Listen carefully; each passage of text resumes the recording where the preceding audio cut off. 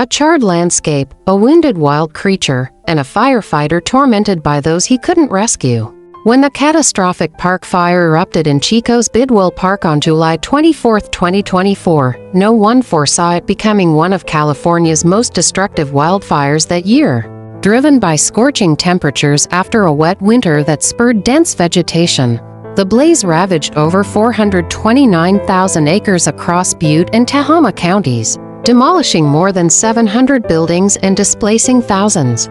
The Feather River Wildlife Sanctuary was already stretched thin that summer. A statewide spike in wildlife injuries from increasingly intense fire seasons had overwhelmed the facility. For Dr. Elena Vega, a 15-year veteran of wildlife care, another urgent case felt like just one more burden in an exhausting season. "We're completely full," she told fire department contact Marco Ruiz as he arrived with a transport crate. "We've had to relocate 3 bears this week alone." Marco frowned. "You'll want to find space for this one, Elena. It's from the core of the park fire." A firefighter pulled it from under a fallen tree. Inside was a gravely injured bobcat, roughly 2 years old. It had survived the fire's initial fury by hiding in a rocky outcrop, but was found unconscious and severely hurt beneath a collapsed oak. Dr. Chen, the sanctuary's head veterinarian, cataloged the damage: third-degree burns on all 4 paws, second-degree burns along its right side, severe lung damage from smoke inhalation, and extreme dehydration needing immediate fluids. "Physically, we can stabilize him," she told Ellen after the exam, "but I'm worried about his mental state." Unlike most rescued wildlife that resist or flee, this bobcat, nicknamed Ember by the team, displayed deep withdrawal. When approached, he'd cower in the farthest corner of his enclosure, trembling uncontrollably. "He's completely shut down," said Kelsey Martinez, the sanctuary's behavioral expert, after her 3rd failed attempt to engage him. "Most predators lash out when trapped. This kind of retreat signals extreme trauma." For 2 weeks, despite exhaustive efforts, the staff made little headway.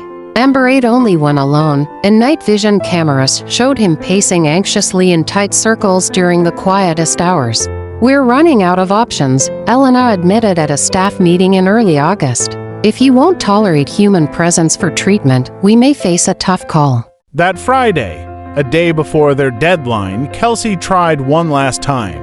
Instead of entering the enclosure, she sat in the hallway outside, back against the wall, reading aloud from a wildlife guide. For nearly an hour, she ignored Ember while projecting calm. As she rose to leave, she noticed something. Ember, still in his corner, was watching her. Their eyes met briefly the first time he'd initiated contact. "I need 2 more days," she urged Elena. "There's still something there." Hesitantly, Elena agreed. Neither expected the visitor who arrived the next day, altering Ember's path. Marcus Ramirez hadn't planned to stop by the sanctuary that Saturday. At 32, the San Bernardino County firefighter and wildlife rescue specialist was drained from battling the park fire, his nights plagued by nightmares of animals he couldn't save. "I'm just here to pass on info about trapped wildlife," he told the receptionist. "My crew found deer and a fox family in the evacuation zone." Sofia Garcia, the volunteer coordinator, overheard. "Marcus, there's a case you should see: a bobcat from the Chico blaze." Reluctantly, Marcus followed Sofia through the crowded sanctuary, past a bald eagle with a fractured wing, orphaned raccoons, and an injured cougar. "The fire season's pushed us beyond our limits," she explained. "This bobcat's got us stumped. Severe burns, but the real issue is his mind." At Ember's enclosure, Marcus saw a huddled, reddish-brown shape in the dim light, burns healing but fear palpable. "Where was he found?" he asked. "Bidwell Canyon," Sophia replied. "A firefighter freed him from under a tree. He wouldn't have made it otherwise." A memory stirred in Marcus. He'd fought the park fire's early stages in Bidwell Canyon, where flames outpaced fleeing wildlife. Silently, he sat 6 feet from the enclosure, back to the wall, avoiding direct eye contact. "What's he doing?" Sophia whispered. "Sometimes, with traumatized animals, just being there quietly works best," Marcus murmured. As Sophia left, he spoke softly, recounting the fire's chaos, the wind's betrayal, and his helplessness as animals perished. After 20 minutes, Ember's ears twitched, tracking Marcus's voice, a subtle but hopeful sign. Marcus shared stories of rescues and losses, his voice cracking as he described a dying mountain goat he'd cradled. Ember shifted slightly, inching from the corner. "I know what it's like," Marcus whispered, "to be surrounded by fire, the roar, the suffocation." Ember's gaze sharpened, fixed on him. When Elena and Kelsey returned, they froze, watching. "Who are you?" Elena asked quietly.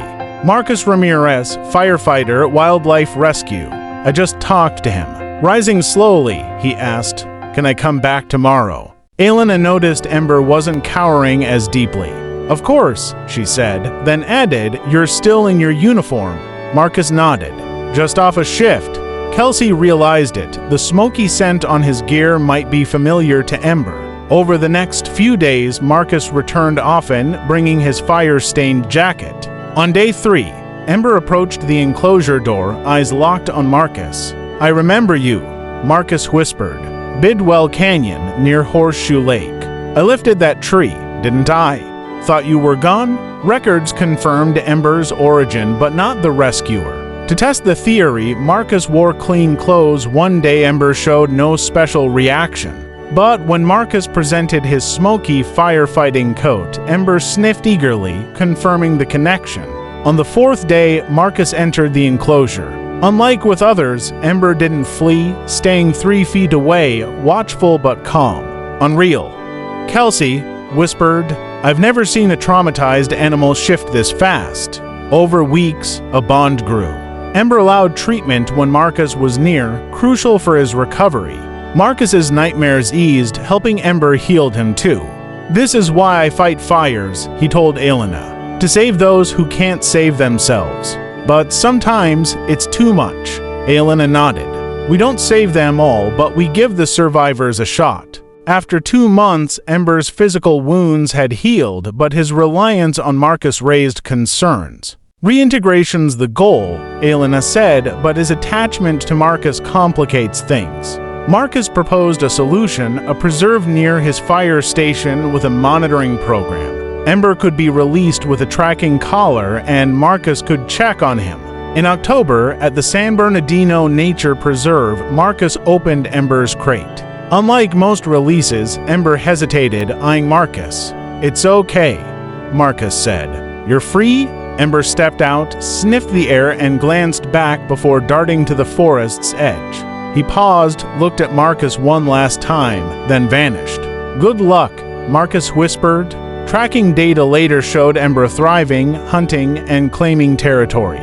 A year later, Marcus stood on a hill overlooking the regreening burned zone. Beside him, Ember free yet choosing to linger, surveyed the land. New growth sprouted from scorched earth, wild flowers dotting the ash. "Life keeps going," Marcus said softly.